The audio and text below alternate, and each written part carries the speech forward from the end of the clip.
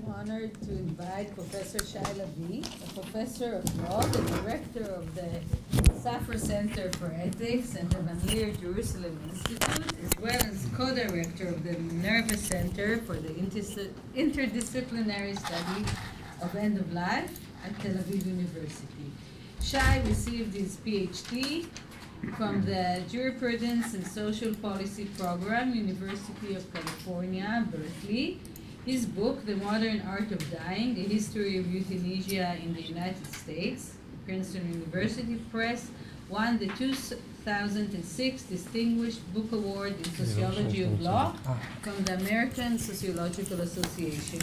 He was a Fulbright Fellow at the University of Berkeley, California, a visiting professor at Toronto University and at Cardozo Law School, and a Humboldt Fellow at the Buchmann Institute for Jewish History and Culture in Leipzig, and at the Faculty of Law at the Humboldt University, Berlin.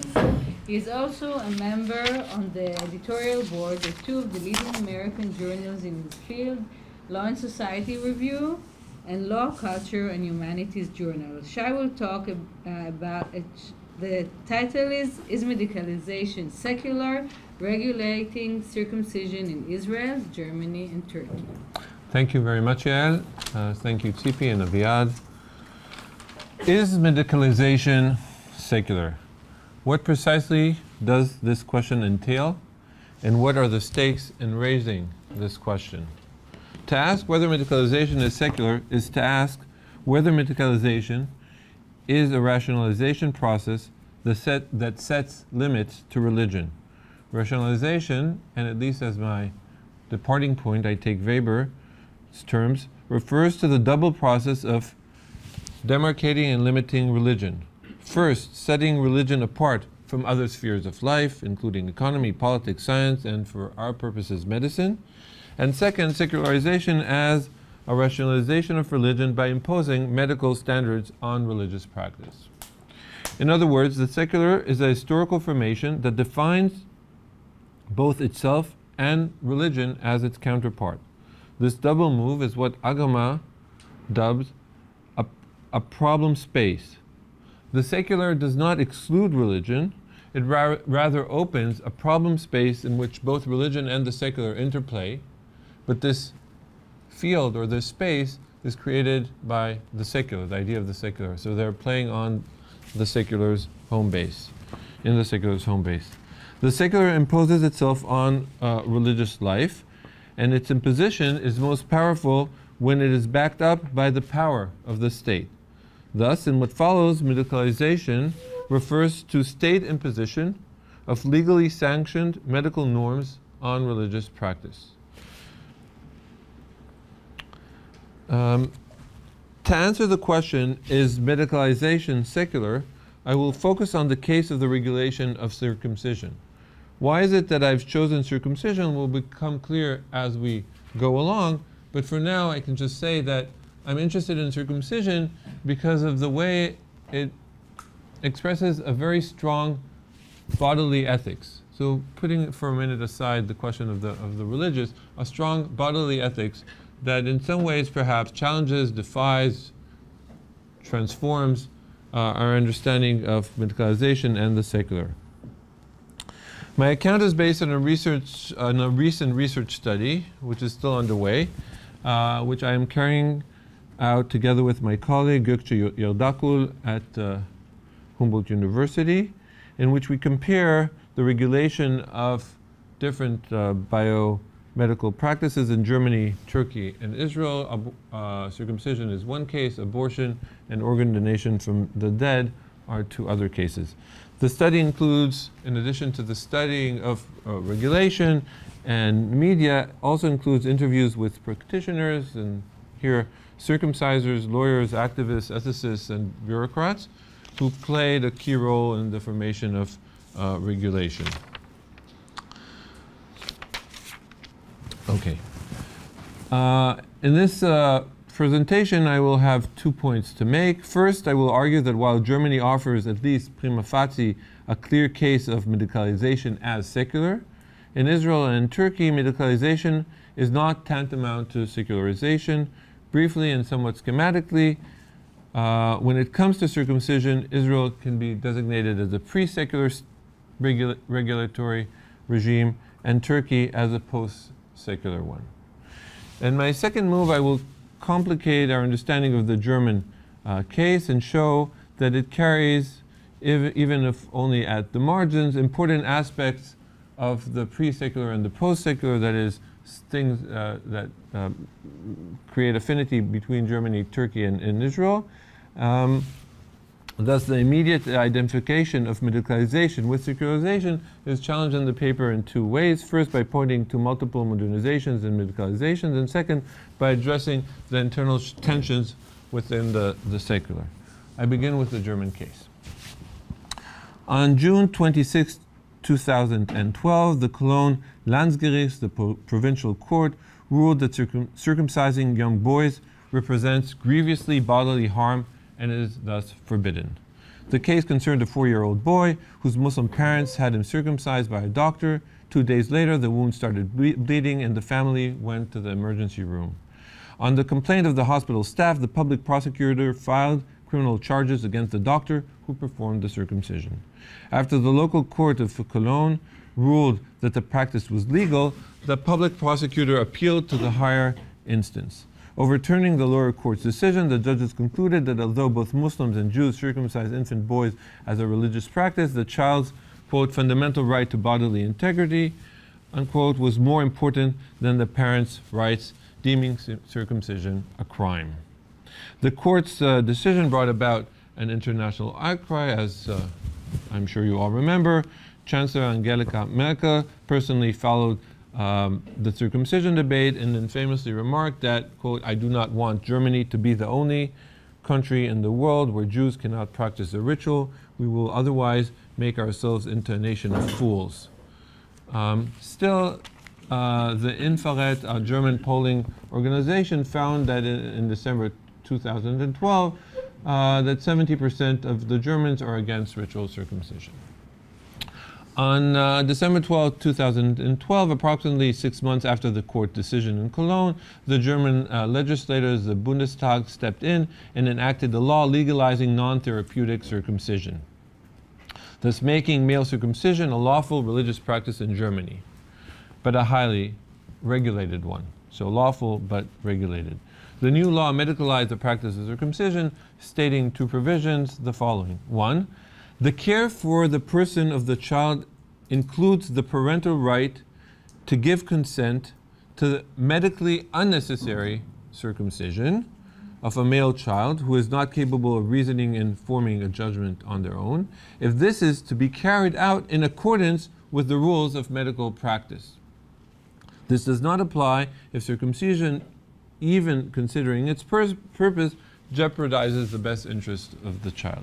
And 2, in the first 6 months after the child is born, circumcision may also be performed pursuant to subsection 1 by persons designated by a religious group to perform this procedure if these persons are specially trained to do so and, without being a physician, are comparably qualified to perform circumcision.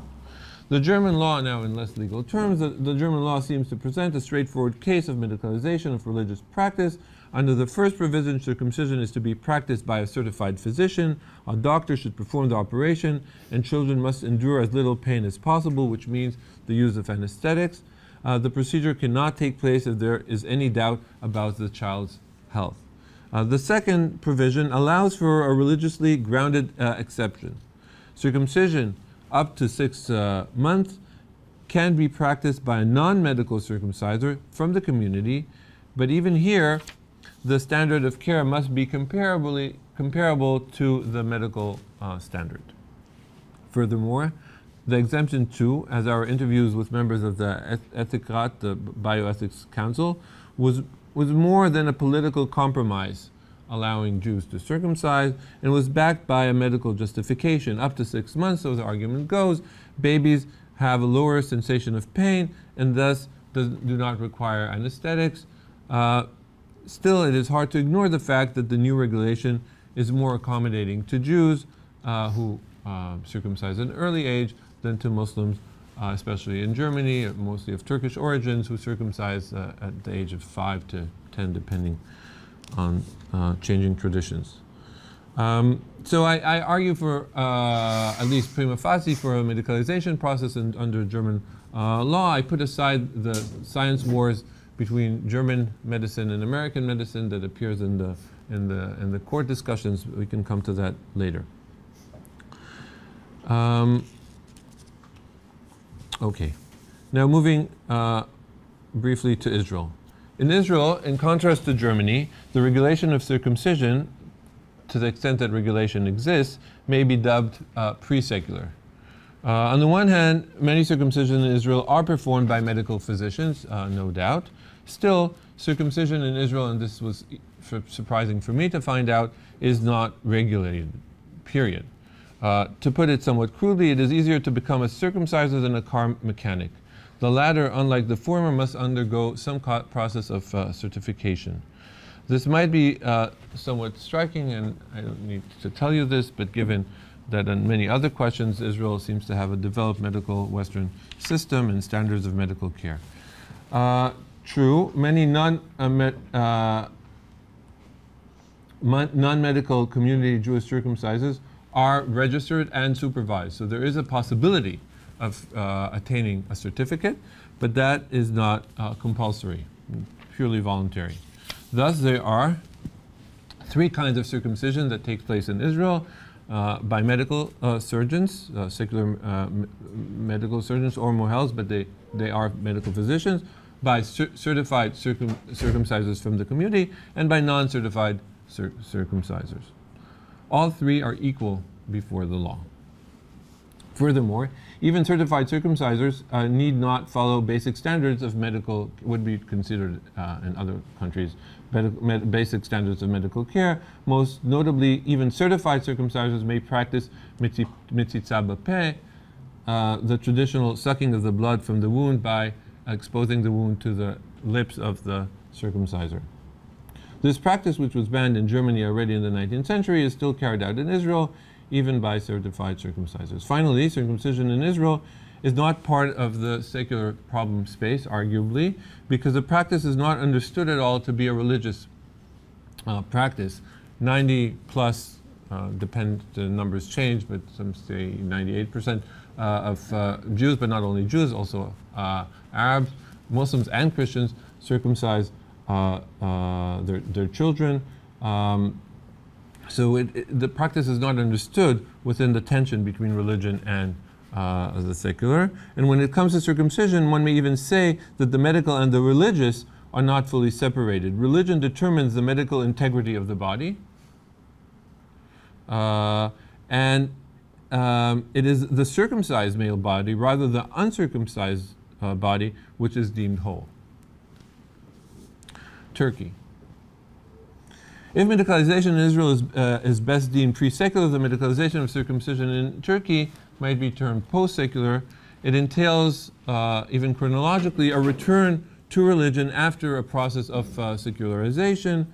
Put differently, the medicalization of circumcision is not a one-way street.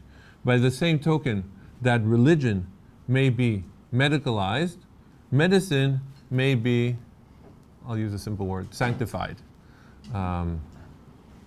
For several decades, Turkish authorities were determined to modernize circumcision and impose a higher medical standard on its practice.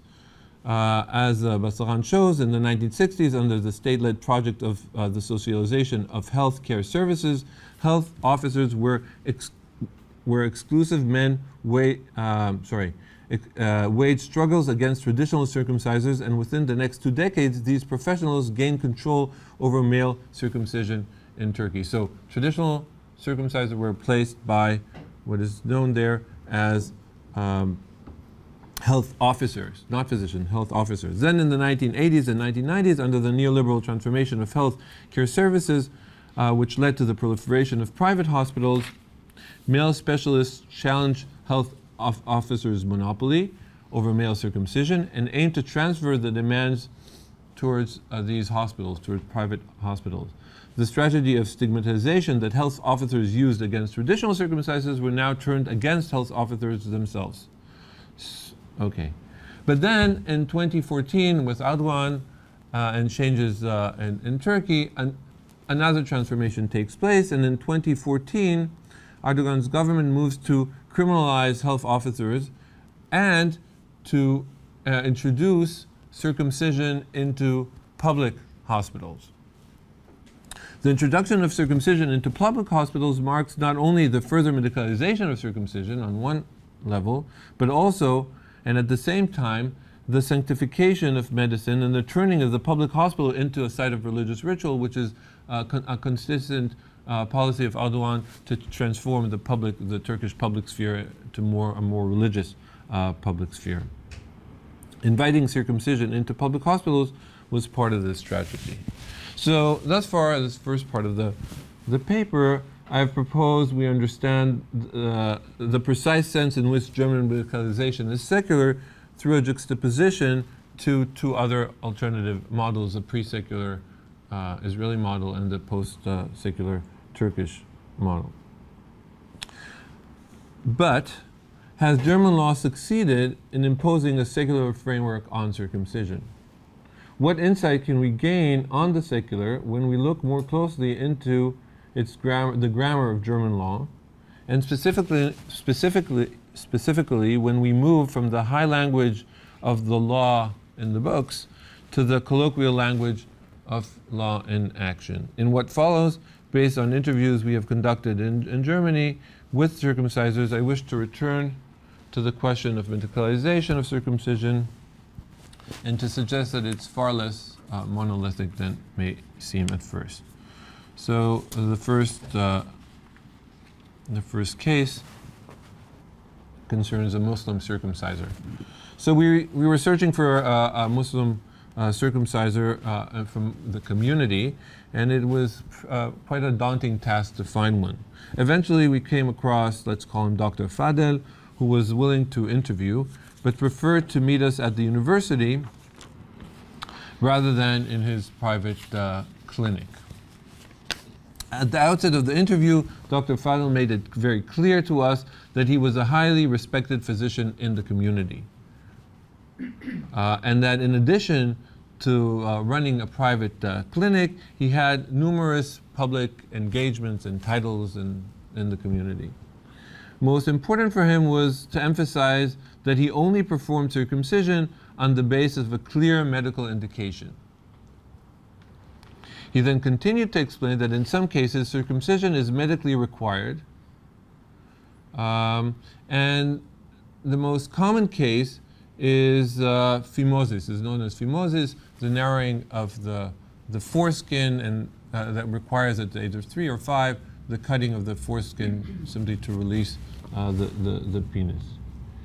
Hear him stick to medical descriptions and profess medical expertise and performing circumcision only on the basis of medical indication was for us quite disappointing. We were searching for a Muslim circumciser in the community, and Dr. Fadel turned out to be quite an orthodox medical doctor. But as the conversation continued, it became clear that there was more than met the eye. First, we asked Dr. Fadel very straightforwardly whether there is some religious aspect to his practice. He answered that none existed, except that he makes a quick blessing as he performs the ritual, but he said that that somehow comes out naturally, so it should not be counted. Later, after going through the detailed indications of medical need, he commented that his clinic was very popular and that clients came to him from all over Germany, and that he circumcised up to 8 children a day. We were a bit puzzled. The numbers did not quite work. Phimosis is a relatively rare condition. How could this doctor have so many clients? The pieces began falling in place when, in passing our interview, he told us that many of his clients are poor and that the circumcision costs roughly 300 euros and is beyond their abilities to pay. Health providers, however, he indicated, cover the expense, but only when circumcision is performed on medical grounds. So we began suspecting that our respectable doctor had ulterior motives to circumcise, only on the basis of medical indications, but obviously for noble reasons. I mean, there was nothing wrong about his intentions, but there was no hint from his side of any foul play. So, quite to the contrary, everything in his words and appearances signaled respectability and integrity. There was no winks, nothing. The interview was about to end, and we turned off the recording machine and made a final attempt. What happened, we asked him, when you are not sure whether this is a case of phimosis or not? He did not hesitate and retorted, but of course it is phimosis. There are different layers to this exchange. On one level, his actions are best understood as subversives to medical and legal and welfarist regime, siding with the poor and his co-religionists against the mechanisms of the bureaucratic secular state. But perhaps there's more here than subversive behavior. There's an underlying structural tension that the doctor was acting out between the medicalization of a practice, one that cannot be fully medicalized. Recall his emphasis on respectability. The stakes were high not just for his clients, but also for himself, and I think more even structurally. Our interviewee wished to maintain respectability, and that meant to separate medicine from religion and to perform circumcision only on the basis of medical indication. For him, that is precisely what the medicalization as secular required him to do. But clearly, the full medicalization of circumcision did not leave any room for the practice of, or very little room for the practice of circumcision in the community. The inherent paradox of fully medicalizing circumcision played out in two-tier morality of the physician, for whom the only way to legally practice medicalized circumcision was by practicing it illegally. And we saw hints of this throughout our interviews with other physicians who were facing similar challenges, even if they did not turn to subversive solution. Muslim parents reported that it is nearly impossible to find a hospital that would perform circumcision. Medical surgeons who practice circumcision reported that their colleagues looked down at them, and German physicians are unlikely to agree to perform circumcision even if legalized. In a way, there's a similarity here, although a different way, in which the same tension that we saw in Turkey plays out in Germany. In Turkey, the tension plays out that circumcision is sanctified in the public. In Germany, there's an interiorization, and it's practiced privately, but the tension is nevertheless there. Okay, second case. Moving from the Muslims to the Jews. Where does one find a Jewish circumciser in Berlin? A friend from the local Jewish community suggested that we try the Jewish hospital in Wedding, at the outskirts of Berlin. As we will discover later, the Jewish hospital is an old and venerated establishment founded in the early 19th century. It has developed into a modern healthcare facility. As our interviewee eagerly told us, the Jewish hospital is the only Jewish institution that continued to operate under the Nazi regime, and this whole historical aspect, was more important to our interview than the questions of circumcision. The Nazis, in their perverted logic, he told us, refused to deport Jews to the long journey to the concentration camps and death camps in the East if they were not healthy enough to endure the long train ride. Ailing Jews were sent to the Jewish hospital, and only after they recovered, the Nazis would send them to their death in the camps. Our interview, a 60-year-old tall man with thick gray hair, welcomed us with a serene countenance. He invited us to sit, and after a short pause, he began. I am the last one. After I retire, there will be no circumciser at the Jewish hospital in Berlin. That's why Israelis are moving there. He explained to us that the young generations of surgeons will not perform the operation. They do not think that this is something serious doctors should be involved in. Circumcision for religious reasons is not medical, and even physicians who do not oppose the practice on principle find it problematic. Our interlocutor however, learned the skill from his teacher already in the 70s, and though not religious himself, he saw in the practice a certain calling. We asked him about the details of the procedure and the profile of the parents who bring their children to be circumcised in a Jewish hospital. Do you know the parents from the community, we asked him? What community? He retorted in puzzlement. When he realized our mistake, he explained, I am not a member of the Jewish community, I am an evangelical. Most of the parents who bring their children to be circumcised are not interested in a religious ceremony, and those who are interested bring with them the clergy. In any event, only a small number of my patients are Jewish. Most of the kids I circumcise are Muslims. This has always been a community hospital. In its early years, it served members of the Jewish community, many of whom lived in the neighborhood, while today it serves its new residents, mainly Turks, who migrated in the 1960s and 70s. So it may come as somewhat of a surprise to learn that the last circumciser in the Jewish hospital was an evangelical Christian who mostly operated on Muslim boys. But other than the multiculturalism of this story, I think what comes out for us goes to the question of what precisely is this practice, and in what sense can we call it a religious practice to begin with. And I think that this is key for thinking of the secular. Even in the German context, people go through circumcision without necessarily thinking about it as a religious ritual, but something different, perhaps again going back to bodily ethics, not very different in this context from what we've seen writ large in the Israeli case. Concluding, I'm almost done. So I guess the question is, what is the lessons to be drawn from this beyond perhaps the general notion of multiple modernities? And I guess this is an open question, but last week when I was telling a colleague, a Jewish professor from Berkeley, who was here on a visit, he professed to be a very strong atheist. Nevertheless, when his grandchild was born, he didn't want to intervene in the decisions of whether the child would be circumcised or not. It's up to the parents to decide, of course, but he was very relieved when the parents decided to circumcise the child, and he had no explanation on for why this was important to him whatsoever. He's a philosopher, and he was pretty happy not to have any justification for his practice.